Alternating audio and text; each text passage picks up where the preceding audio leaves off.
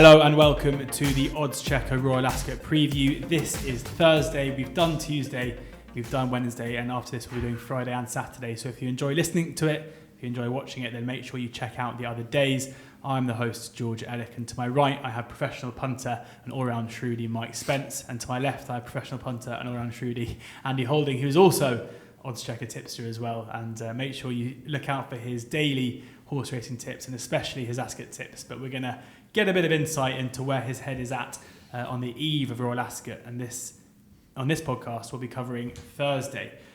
Straight into it then, the Norfolk Stakes is the first race of the day. Sunday Sovereign is the 4-1 favourite, Expressionless 12-1, Maven 12-1, Ali 12-1, Air Force Jet 14-1, Flipper the Stripper 14-1, 16-1 Bar. Andy, you said just off air then that there were three horses in this race who have done unbelievable timings on the sectionals, so please enlighten us as to who they are. Now we could be doing time of recording here, just making punters aware with very soft ground if the rain does arrive, so it really could flip itself on its head. But one of those horses who you just talked about is Sunday Sovereign. Won't have any issues if the ground was to go soft. Some of the worst ground run on the island on soft ground is at Tipperary, and he waltzed his way through it that day. He beat a horse called Lorelei Rock, who lowered the colours of Air Force Jet first time out for the Michael Callaghan stable, and he absolutely kicked that horse out of touch, beat it by 7 wickets at Tipperary. And of course, prior to that, he'd beaten Arizona, who we've talked about in glowing terms on the podcast already on day one. Of course, he won the Coventry on day one. That 4-1 will be looking seriously under threat. I've got no qualms about him being 4-1 favourite. He's done 2 fast times.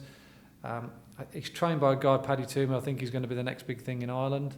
He's never going to be Aidan O'Brien, Joseph, but I think he's going to be like the equivalent of someone like an Archie Watson over here. Well, I think he's going to have lots of big days with Group 1 horses further down the line. He's got a good backing. A lot of guys that have got behind him, the guys from the All About Sunday partnership, Noel Hayes, who sold this horse to King Power, that they've recognised him as a very shrewd trainer, and he's going to get a lot of nice horses down the way. And I'm glad to see that he's actually kept this horse. It hasn't been taken off of him and put with like an Andrew Baldwin or someone else. So he's got credit where credit's due, but he's a lovely horse, Sunday Sovereign. He hits the line really hard. If you go back and watch his videos, he's very strong at the back end of his race, which is what you want for Ascot. So I think he's the right favourite. But the other two I mentioned, one of them's Air Force Jet, who ties in collaterally with the favourite, courtesy of Lorelei Rock. He showed a lot of tenacity to win last time at Navan, beating that Southern Hills who runs the day before. So I think he's one to look at. And the other one, he's only had the one run. He finished second. But it was a hell of a race on the figures. A horse called Ali from the Crisford Yard. Apparently this horse has come on a bundle since that first run at Ripon. Got a guy who knows the rounds and knows the Crisford barn. So it looks an audacious attempt at running a horse just off the one run that finished second and is still a maiden. But if the numbers are right from that Ripon race, and I'm no right to think they're not, I think he could easily outstrip it odds. And I've noticed the bookmakers have been very cagey with this horse. He looks like a 33-1 shot on paper. You think, well, but he's only been putting 10 or 12-1, and he's been very tight in the market. So I think there's a lot of people after him. So those are my 3 against the field.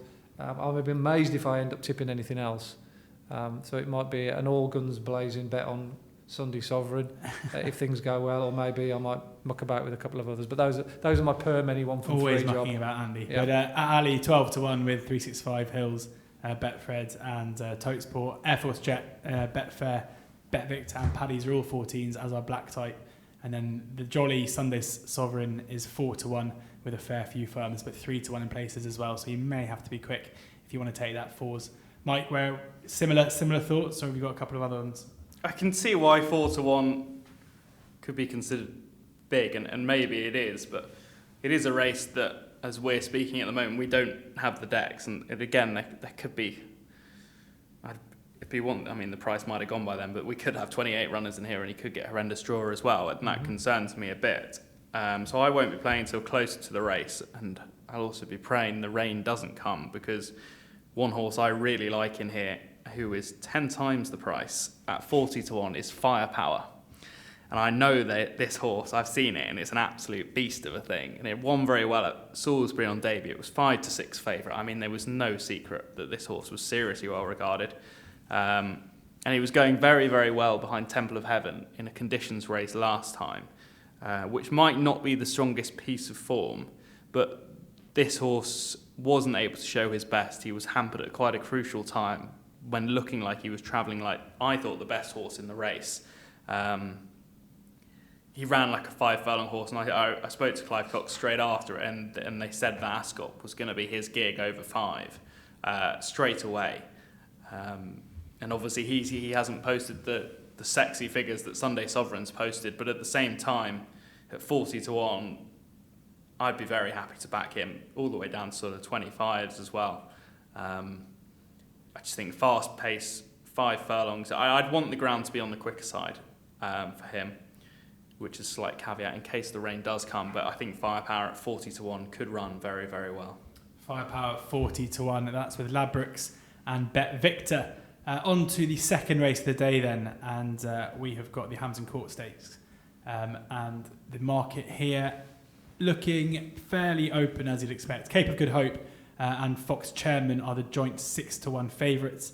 Sangarius 8 to 1, Roseman 8 to 1, King Ottschecker 9 to 1, as is Headman at 9 to 1, Circus Maximus 10 to 1. I mean, if there's ever been a race where you can see how important it is to use Oddschecker, this is the one, because you're getting a massive variety of prices across the bookies. If you're in Headman, for example, 6 to 1 with a few firms, 9 to 1 with 365, Circus Maximus 5 to 1 with Ladbrokes and Hills, 10 to 1 with Betfair and Paddy. So important to shop around. And Mike, if you're going shopping, what are you going to buy? I'm going with Headman, who is 9 to 1 with Bet365. I was very, very taken with his win last time out. He's following exactly the same route as Time Test, who was owned and trained by the same connections here. He won the London Gold Cup at Newbury last time really well, and that's always a proper race. They've always thought the world of that horse, and I know he's taken a while to come to himself, but recently I know they've been very happy with him. And at 9 to 1, I think he could be a really big price. If the rain were to come, then King Ottacker's a very classy horse, who would want it as soft as can be, but he was a non-stayer while also going off too hard at Chester last time. But I'd want to see the rain of him, really. Headman, I think, would be the one that, at 9 to 1, he's far too big at 9 to 1. Now to be with Headman. So Headman at 9 to 1 with 365. King Ottschecker is 9 to 1 as well. That's with Ladbrokes if the rain does come. Andy? I'll certainly give Headman a big shout. I think it's a good call by George. By Mike. By Mike. Sorry, I was looking at you. I'll take it. By Mike. And interesting that the Roger Charlton and Jason Watson axis has been teaming up with quite a few of these nice 3-year-old handicappers. And the figures for that Newbury race suggest it was an above average affair, arguably a group race handicap. So he'd be on my shortlist. And the other one really ties in with the Derby horses. Fox Chairman's only had the 3 runs, but he was very impressive first time out when he won at Newbury, beating Migration, who has won subsequently for David Marnousia. And I think that's his Britannia horse, but he might not get in. But he clocked a good time that day, and then he went to Chester to see whether he was a Derby horse. I think King Power working out whether Bangkok or Fox Chairman was to represent them at Epsom. And as it panned out, Sylvester de Souza got a horrible run through. There's only 6 runners, but he somehow managed to get this horse boxed in. But he hit the line very hard once he got out. Obviously, the winner got first run in the hands of Ryan Moore, and on that ground, it's hard to make up any lost leeway. But Circus Maximus did that form no harm in the Derby. I think he finished 5th or 6th. So based on Fox Chairman, I think would have nearly won that race had he got a clear run. I'd suggest that he'd be one that I'd have a serious look at. King Power have got some incredible fodder coming into the Royal Ascot meeting. Sylvester's got a quietish couple of days, but then the handicaps and some of these Group 2, Group 3s, where King Power got strong representation, he really has got a big chance of making up any lost leeway that Ryan Moore or Frankie Dettori might have had on him. I'm actually going to be very, very cute and not back Sylvester de Souza at 33 to 1 to be top jockey. Leave the first day, let him drift out because he won't ride a winner. Ryan Wald probably will nick one, maybe Frankie one, and back him at 50 to 1 or 66 to 1. And hopefully he'll come good in the second part of the week. Shane has no betting. I know, because he has got some, honestly, he's got some incredibly good rides for King Power. I think this is one of them. So, without hesitation, Fox Chairman would be my number one choice over Headman. Sylvester de Souza 33 to 1 with Bet Victor, Betfred and Totesport at the moment for the Royal Ascot. Be patient. Top jockey market, and you can find all the specials on the Oddschecker site. If you go to horse racing specials, then Royal Ascot, even such as what colour will the Queen's hat be? And I know you're all asking, pink and blue are the 3 to 1 joint favourites. Struggling to have a fancy there myself. I was looking at it this morning. You'll have to have a look at the previous form, get the videos out and work back. Exactly. What she's won the last 10 years. That can be your on the train back up this afternoon, Andy. Yeah. You can do that then. So Fox Chairman, I forgot where we were there. Fox Chairman 6 to 1 and is joint favourite currently. And then, as I say, Headman, the other one, getting a bit of a talk up here at 9 to 1. On to the Ribblesdale now, and Queen Power is the 2 to 1 favourite. And Andy, good news for you this one, because you tipped up Queen Power 1 point each way at a much, much bigger price at 5 to 1 a few weeks ago. So you're sitting pretty at the moment. Fleeting, though, another very, very popular horse at 5 to 2, putting up the main challenge. Francolina 7 to 1, Shambolic 10 to 1, Starcatcher 12 to 1, 14's Bar. Given that you've tipped up the Jolly at 5 to 1, it's now 2s. I guess, Andy, we'll start with you. Yeah, I really like the way this filly's improving. She was probably a bit unlucky the way the race panned out behind Muchley over the course, but I think the fact that Connections took her to Ascot to find out whether she went on the round track was an indication that they were going to either run her in the Coronation or this. And her victory last time at over 1.25 miles, albeit a slowly run race, really probably told them all they need to know. And she was she was withdrawn from the Coronation, the Group 1 at the 5-day stage or the last forfeit stage, to come here for this. Obviously, when I was looking at this race a couple of weeks ago, I was looking at all the Oaks runners and thinking, well, that won't run. There's a likelihood that won't run. Lo and behold, all the horses that have took part in the Oaks aren't running, as far as I can see. So really, she's got the door very much ajar. And again, I think Sylvester, this is another ride that he'll come in for. He's now riding a 7-4 favourite. It's not exactly a gimme, but it's another strong chance that he's got to ride in another winner for King Power. She just looks, other than the one that's got in, and there's a bit of a surprise, Fleeting, who came from a long way behind in the Oaks, a bit of a late headway monkey that was, kind of is obviously going to drag a lot of punters in because the way it finished off its race. I certainly get why she's running, but I do like the profile of Queen Power. She's missed all the big gigs. She's going to come here ready to run for her life. She's got, like I say, round track Ascot form. Hard to see her not going well. Be disappointed if she doesn't give us a bold show. Mike, I'm hoping I'm going to take him on. I think Queen Power is going to. Yeah, I think she'll be in front 2 out and then fall in a hole when she doesn't get home. I don't think she'll stay. She's won. It was a slowly run race, so Ascot over 8 furlongs, and I was very impressed with her last time at Newbury. But it was slowly run as well, and she's from a speedy family. Lots of milers in there. She just doesn't look a 12 furlong horse to me, and I think, especially if it was to rain even a little bit, I just don't think she'll stay. I'd be happy to back her and then lay her in running, or just lay her in running anyway. I'd probably just lay her in running. I think this is a bad race. It's quite, because some of the races we've got we've got the Hampton Court, which is a brilliant race. We've got the Queen's Vase, which is poor. It's really quite a strange meeting. But the one horse that I really like in here, who would want some rain, not a lot of it at all, but some rain, is Sparkle Roll, who's 25 to 1 with Bet365. They think the world of her. And she was a very good winner at Haydock last year on soft ground. And she then got away with it, really, at Sandown. On faster ground when winning another novice with a penalty very impressively. And then she was sent to York again on fast ground, which I don't think she wants. I think this filly needs a bit of cut. She's from a French family, and she just didn't really handle the ground at York. It was very, very fast, but she was sent off 7-4 favourite, and I know Oisin Murphy thinks the world of her. Any rain's going to help her. The course will really suit her, and at 25-1, I think she's going to run an enormous race. I'd probably, if there was a bit of rain, I'd still be backing her at 8-1. I think 25s is obscene. I mean, I think this is a poor race. I think she could easily be.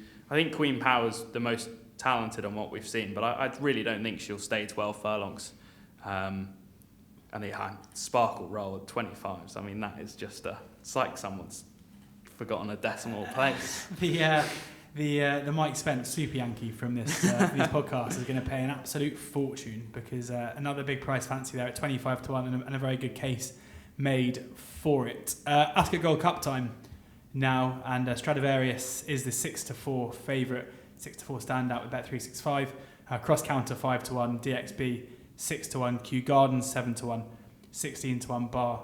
Let's talk about Stradivarius, Mike, and is it a case of one of the bankers of the meeting, or are you looking to take him on with something at a bigger price? I personally think price is for me about right here.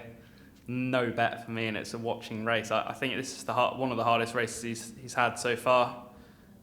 He's going to have to be really tough to beat the likes of DXB and Cross Counter. Cross Counter looks a bit short to me, but he could be anything. Stradivarius is going to be very hard to beat. I wouldn't really want to be backing him at about even money though.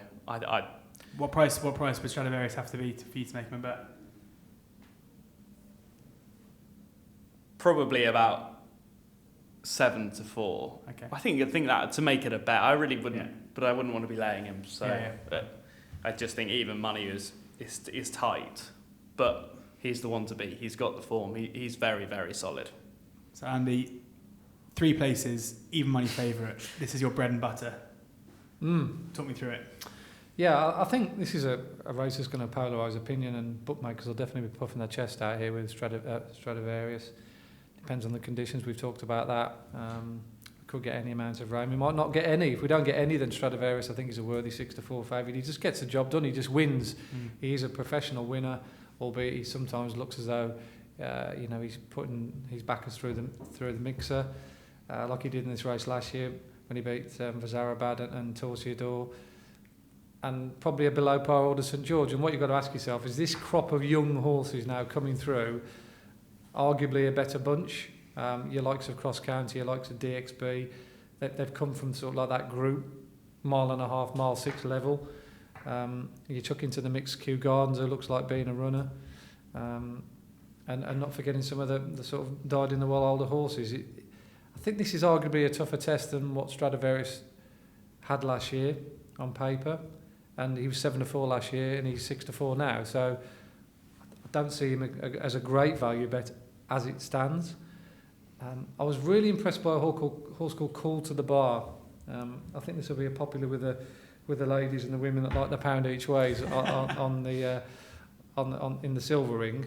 Of which there'll be a few. Of which there will definitely be a few. I'm not sure many of them will be able to find their way to the bar after around about 4:30. But I was really impressed by the way this horse won at Longchamp last time out. Now, for some unknown reason to me, even I can't explain it, why I decided to do sectional times for the Longchamp meeting on the 26th of May. I must have been bored out my skull. They just happened to come on. I think the old At the Races video archive, when they show you one meeting on and then they show you another directly afterwards, it just happened to flop onto Longchamp. I thought, I'll tell you what, it might have some relevance. So I did all the group races that day, and there was a horse of Andre Farbs that won a 1.25 mile race. Of Zabiel Prince won a 1 mile race, and then this Call to the Bar came on. And I did it from, I think it was 4 or 5 out. Luckily, the camera went right underneath where I was doing. I thought, I'll do it from there. And this Call to the Bar was the quickest horse on the card by about 5 lengths. It was unbelievable the kick he had at the end. He was last with 4 to run. He ended up mopping up the race by about 3 lengths. I thought, God, that's a decent horse. So I clicked on, seen his entries, seen he's in the Gold Cup. He's got a fantastic record in staying races over in France. He'll be ridden Chile, which is what you like here at Ascot. And I see he's 20-1 at the moment. So, nice. If he runs to the level that he did last time at Longchamp, I think he could surprise 1 or 2 people.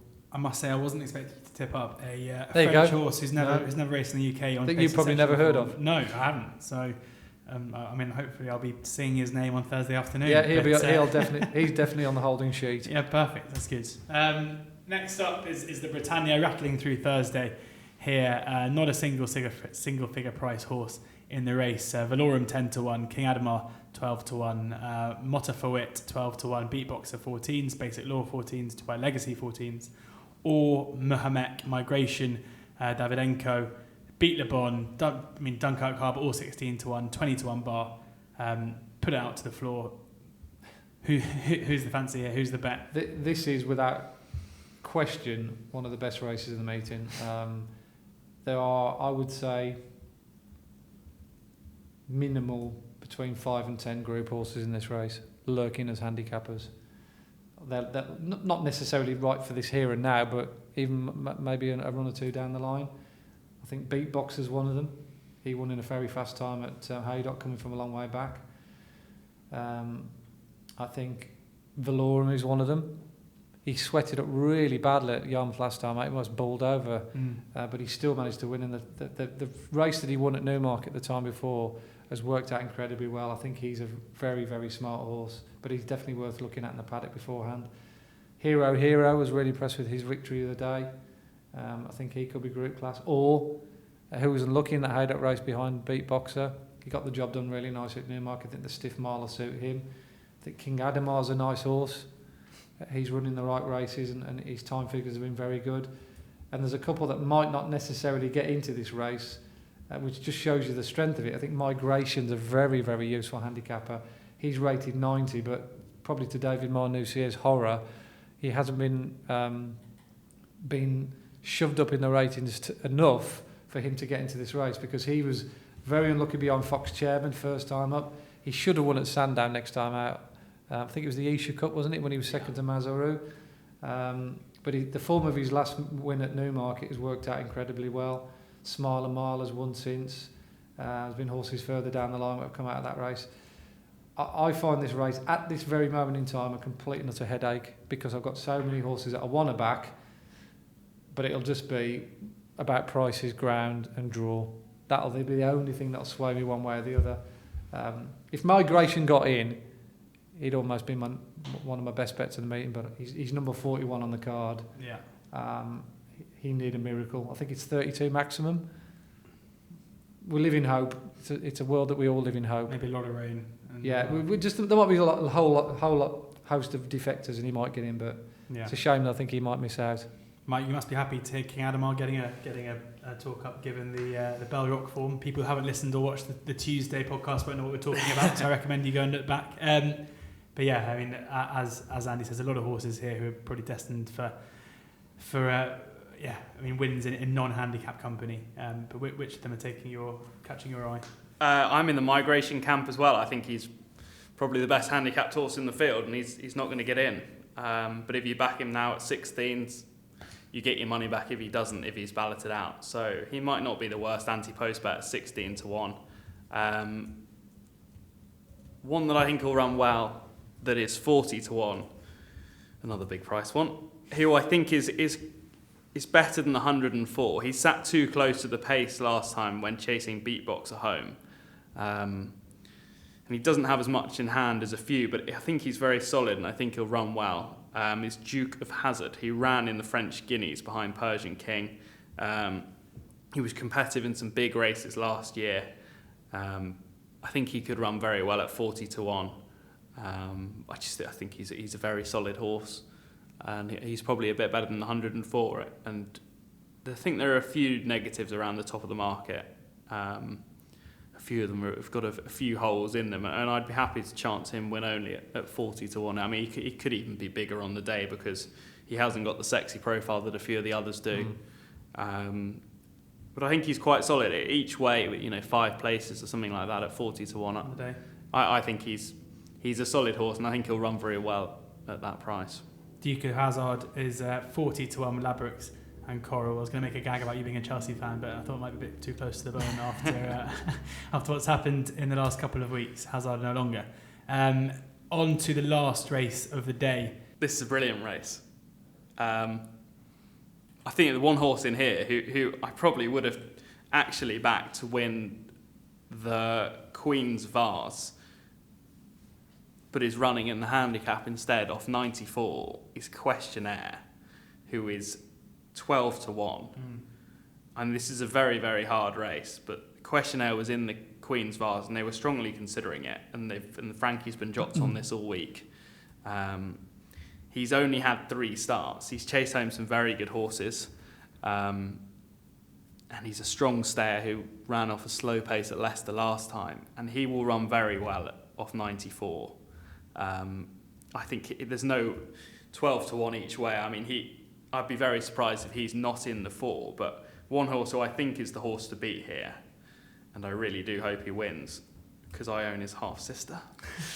But Fox Premier was quite badly campaigned last year as a 2-year-old. He was an incredibly expensive yearling. He cost nearly £1 million, but he's from a family that gets better with age, full of stamina, and he's crying out for this trip. But he's won 2 races over 10 furlongs so far. He beat the Trader, who ran well in the London Gold Cup, and then most recently he beat Samim and a few other very good horses on the same card as when Pondus won.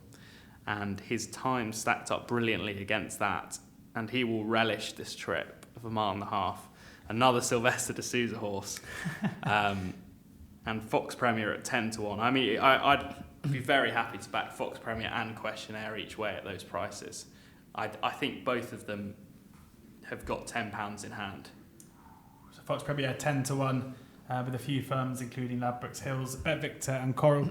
Questionnaire 12 to 1, 365, Bet Victor, Betfair, Paddy Power and Black Type. The favourite is Constantinople at 5 to 1, Sanjari 8 to 1, and then Saron Priestley comes in the middle of those horses that we mentioned at 10 to 1.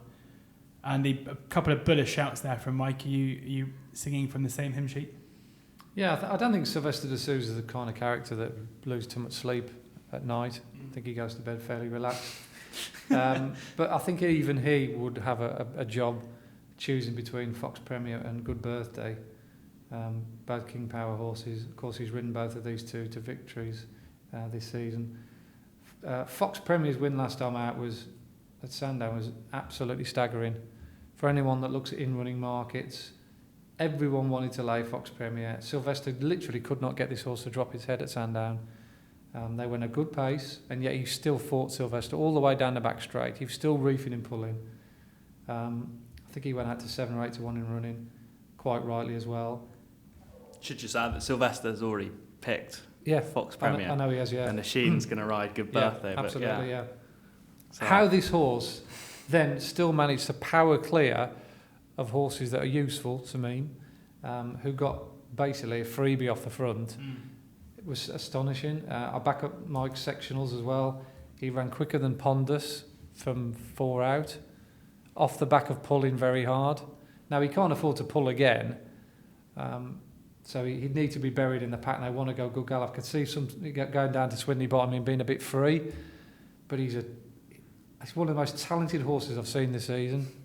I have a pure raw ability to do what he did last time at Sandown. You've got to be a freak, and he was just awesome. I have to have him on my mind. And that Good Birthday as well. The race that horse ran last time out in that London Gold Cup was phenomenal. If anyone's got a couple of minutes, just go back and watch Good Birthday's run. He was drawn 16 to 16 that day. He got dropped out last. There was no other way of riding him.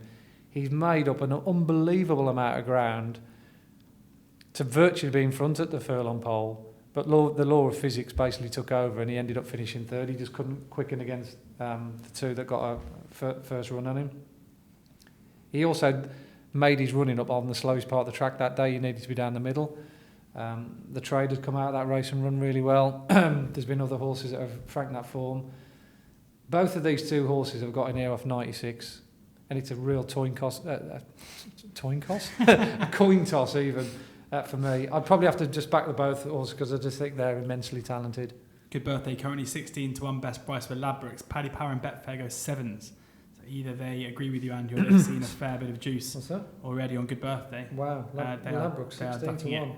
Exactly. I think we'll have to go to Ladbrokes on the way home to the... there's one around the corner. Yeah, they're good. They've got the 80 to 1 as well, so I'll join you down there. But, what price is Fox Premier, by the way? Fox Premier is 10 to 1.